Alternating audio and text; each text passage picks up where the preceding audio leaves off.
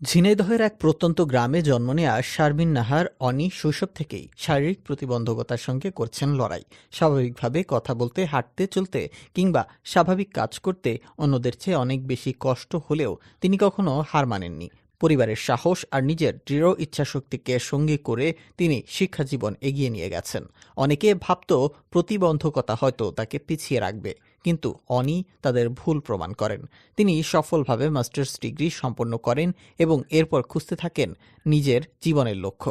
অনি বিশ্বাস করতেন চাকরির পিছনে না ছুটে নিজে কিছু করার মাধ্যমেই তিনি শুধু নিজের জীবনে নয়, সমাজেরও পরিবর্তন আনতে পারবেন।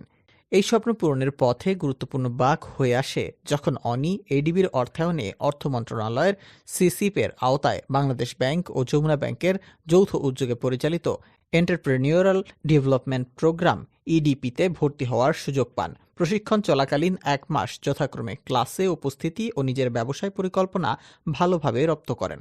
এখানে তিনি ব্যবসা পরিকল্পনা তৈরি, আর্থিক ব্যবস্থাপনা, মার্কেটিং, ডিজিটাল স্কিল সহ উদ্যোক্তা প্রশিক্ষণ চলাকালীন উদ্যোক্তা হওয়ার জন্য প্রয়োজনীয় সবকিছু শেখেন।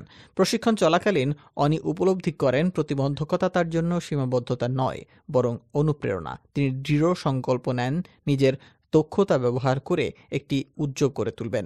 অবশেষে তিনি শুধু ইডিপি গ্র্যাজুয়েট হিসেবে উত্তীর্ণ হননি, সকলের ভোটে তিনি সবচেয়ে জনপ্রিয় বা মোস্ট পপুলার উদ্যোক্তা হিসেবে নির্বাচিত হয়েছেন।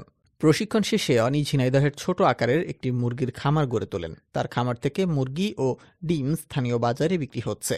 পরে তিনি অনলাইনে ফেসবুক পেজের মাধ্যমে বিক্রি শুরু করেন, যা তার ব্যবসাকে আরও এগিয়ে নিয়ে যায়। শুরুতে মূলধন সংকট, বাজারে প্রতিযোগিতা এবং অনেকের অবিশ্বাস এসব বাধা আসলেও অনি হাল ছাড়েননি। তিনি ধীরে ধীরে গ্রাহক আস্থা অর্জন করেন এবং তার ব্যবসা একটি স্থায়ী রূপ নেয়। আজ অনি শুধু একজন উদ্যোক্তা নন, বরং ঝিনাইদহের তরুণ তরুণীদের কাছে অনুপ্রেরণার উৎস। তিনি দেখিয়েছেন শারীরিক প্রতিবন্ধকতা কোনো স্বপ্নকে থামাতে পারে না। সঠিক প্রশিক্ষণ, ইচ্ছাশক্তি ও আত্মবিশ্বাস থাকলে নারীরা সমাজে বড় ভূমিকা রাখতে পারে। উদ্যোক্তা হয়ে ওঠা মানে শুধু নিজের উন্নয়ন নয়, বরং সমাজের উন্নয়নেও অবদান রাখা। অনির স্বপ্ন এখন আরও বড়। তিনি চান আগামী দিনে তার প্রতিষ্ঠান আরও বড় হোক, কর্মসংস্থান হোক, আর অন্য প্রতিবন্ধী নারীরাও যেন তার মতোই নিজের স্বপ্ন পূরণে সাহসী হয়ে ওঠে।